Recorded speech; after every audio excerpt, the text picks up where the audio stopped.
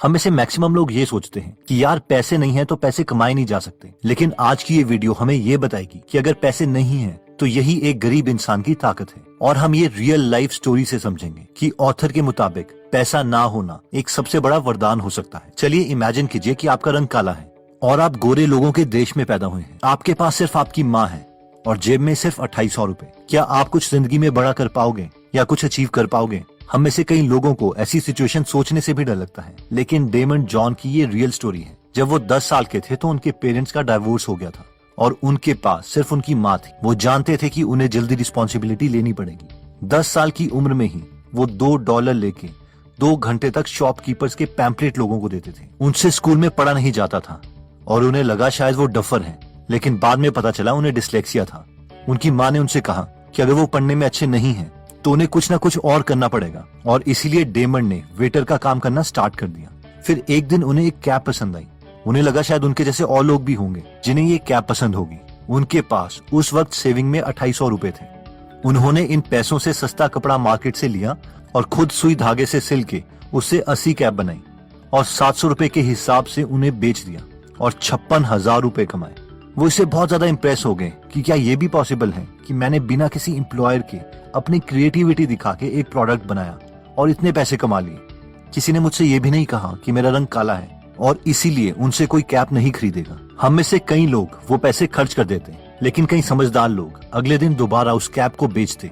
लेकिन डेमन से इतना वेट नहीं हुआ। उन्होंने उसी वक्त और कपड़ा मार्केट से खरीदा और अपने घर कैप बनाने चले गए। धीरे धीरे उन्हें इस बिजनेस में इंटरेस्ट आने लग गया और उन्हें पता चल गया था कि वो अपने जैसे लोगों के लिए कपड़े डिजाइन कर सकते हैं। इसलिए उन्होंने एक फुल फ्लेज कपड़ों का बिजनेस खोलने का सोचा, लेकिन उनके पास पैसे नहीं थे, बस उनके पास उनकी माँ थी। उन दोनों माँ बेटा ने डिसाइड किया कि वो अपने ड्रीम के लिए अपना घर गिरवी रख देंगे, और जिससे उन्होंने $100,000 रेज किए और एक ब्रांड खोला, फूबू, जिसका फुल फॉर्म था फॉरस बायर्स।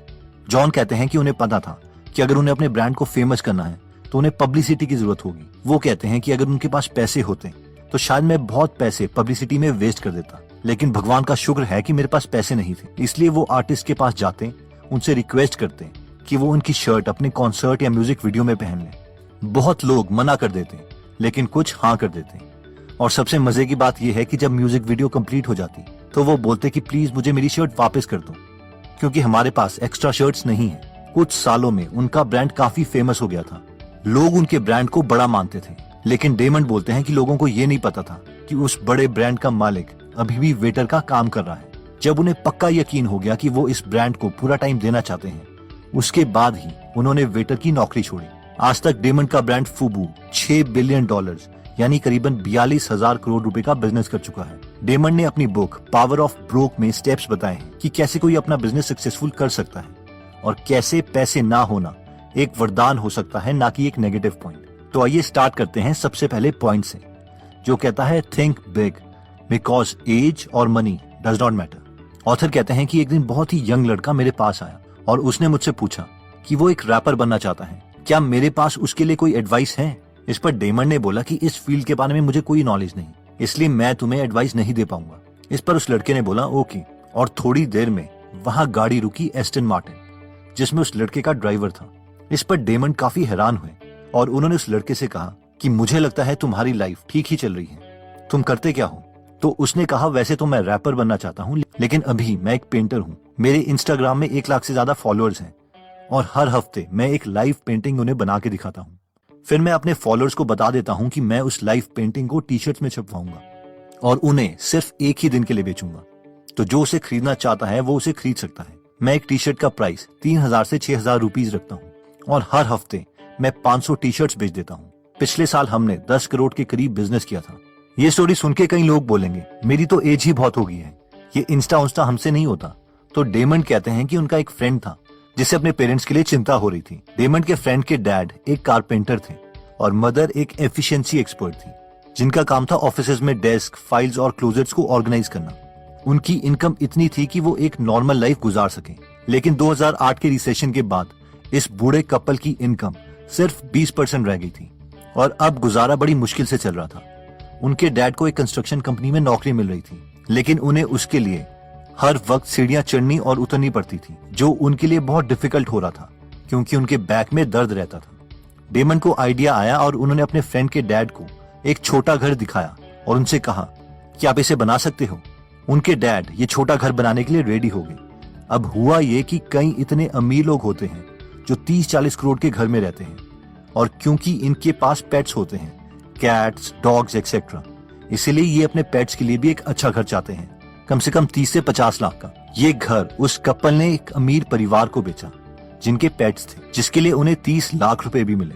उसके बाद उन्होंने इसी काम को अपना प्रोफेशन बना लिया कि अमीर लोगों को ढूंढना जिनके पास पेट्स हों और उनके पेट्स के लिए सोफिस्टिकेटेड घर बनाना। उन्होंने एक साल में इस काम से $2.5 मिलियन कमाए। इस काम का सबसे बड़ा प्लस पॉइंट ये था कि वो ये काम अपने घर के बेसमेंट में कर सकते थे, जहां पर उन्हें कोई सीढ़ियां चढ़ना या उतरना नहीं पड़ता था। नेक्स्ट पॉइंट कहता है, remember your disadvantage will become your asset in future. ये पॉइंट कहता है कि जो अभी आपको अपनी मुश्किल लग रही है, अगर आप उसमें हार नहीं मानोगे तो यही हमारा वरदान बन जाएगा। एक लड़का था क्रिस्टोफर, जो पैसों से तो गरीब था पर माइंड से नहीं। उसके स्कूल में तो अच्छे मार्क्स आ गए थे, लेकिन आगे पढ़ने के लिए उसके पास पैसे नहीं थे। उसे पता था कि उसे स्कॉलरशिप मिल सकती है, लेकिन किस स्कॉलरशिप की क्या एलिजिबिलिटी है ये उसे मालूम नहीं था। इंटरनेट तो छोड़ो, उसके पास कंप्यूटर तक नहीं था ये देखने के लिए। वो हर रोज लाइब्रेरी जाता, जहां पर एक स्टूडेंट को एक साथ आधे घंटे से ज्यादा कंप्यूटर में इंटरनेट यूज करने की परमिशन नहीं थी। यानी इन शॉर्ट, ना तो इसके पास पैसे थे और ना ही टाइम जिससे वो स्कॉलरशिप का पता कर सके। लेकिन फिर भी वो हर रोज लाइब्रेरी जाता और स्कॉलरशिप का डेटा लिख के ले आता।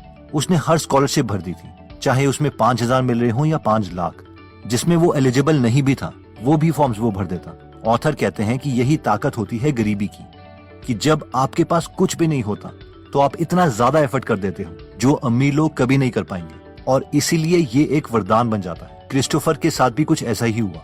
एक दिन वो ऐसे ही बैठा हुआ था और उसे फोन आया Horatio Elgar national scholarship foundation से, जिन्होंने क्रिस को $20,000 की स्कॉलरशिप अप्रूव कर दी थी। क्रिस इतना खुश हुआ कि वो अपनी टीचर तारा के पास चला गया, जो उस वक्त लेक्चर ले रही थी, क्योंकि उसके टीचर ने उसकी एप्लीकेशन भरने में मदद करी थी। मगर ये सिर्फ शुरुआत थी। क्रिस को और ऑर्गेनाइजेशंस ने भी स्कॉलरशिप दी थी और उसे टोटल $1.3 मिलियन की स्कॉलरशिप मिली थी। क्रिस किसी भी कॉलेज में पढ़ सकता था। वो बहुत ही लकी फील कर रहा था। वो खुश हुआ, लेकिन उसे रियलाइज हुआ कि कितने ही डिजर्विंग स्टूडेंट्स होंगे जो स्कॉलरशिप का फॉर्म ही नहीं भर पाए, या उन्होंने ठीक से फॉर्म भरा ही नहीं, जिसकी वजह से उन्हें स्कॉलरशिप नहीं मिली और उनका आगे पढ़ने का सपना टूट गया। उसे बहुत बुरा फील हुआ। उसने सारी स्कॉलरशिप का डेटा कलेक्ट करना शुरू किया और एक एप्लीकेशन बनाई जिसे उसने नाम दिया स्कूली, जिसमें कोई भी स्टूडेंट अपनी क्वालिफिकेशन डाल सकता है और उसे पता चल जाएगा कि वो कितनी यूनिवर्सिटी में अप्लाई करने के लिए एलिजिबल है।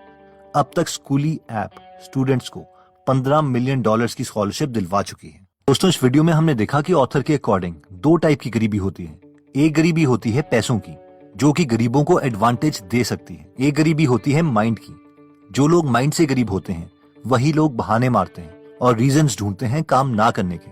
ये माइंड की गरीबी मिडिल क्लास और इवन अमीर लोगों में हो सकती है। जो लोग माइंड से गरीब होते हैं, ऑथर कहते हैं कि उनकी एक फेवरेट लाइन है, और वो ये है कि अमीरों के पास हर एडवांटेज है, लेकिन बस एक एडवांटेज नहीं है, और वो है डिसएडवांटेज। इन लोगों को जिंदगी में हर चीज के लिए हाँ सुनने को मिली है, जैसे कि तुम ये खिलौना खरीद सकते हो, तुम ये कपड़े पहन सकते हो, तुम ये खाना खा सकते हो। और जब इन्हें पहली बार ना सुनने को मिलती है तो इनमें से मैक्सिमम लोग मेहनत नहीं कर पाते। लेकिन एक गरीब इंसान को हर वक्त ना सुनने को मिलती है, और जब उसे पहली बार हाँ सुनने को मिलती है, किसी चीज में पॉसिबिलिटी दिखाई देती है, तो वो उसे छोड़ना नहीं चाहता और पूरी मेहनत करने लग जाता है। ऑथर कहते हैं कि जब मैं और मेरी माँ गरीब थे तो वो हमेशा मेरे लिए डरती थी, क्योंकि हर रोज मेरा कोई फ्रेंड ड्रग्स लेते हुए पकड़ा जाता, चोरी करते हुए पकड़ा जाता। इसलिए वो मुझे पुश करती थी कि मैं बुक्स पढूं, अपने माइंड को हमेशा नॉलेज और पॉजिटिव थॉट से फीड करूं, ताकि बेशक हम पैसों से गरीब रहें, लेकिन माइंड से नहीं। तो दोस्तों, अगर आप भी बुक्स में इंटरेस्टेड हैं और अपने माइंड को पॉजिटिव फीड करना चाहते हैं, तो हमने एक गीगल ऐप बनाई है जहां पर हम हिंदी में बुक समरी सुन सकते हैं। इसका लिंक भी मैं डिस्क्रिप्शन में दे दूंगा। अगर आप हमारी वीडियोस मिस नहीं करना चाहते तो हमारा पेज लाइक करने के बाद 3 डॉट्स के बटन को प्रेस करके फॉलो के बटन को सिलेक्ट कीजिए और फाइनली सी फर्स्ट के ऑप्शन को सिलेक्ट कर लीजिए। इससे आपको हमारी हर पोस्ट मिलती रहेगी। जय हिंद।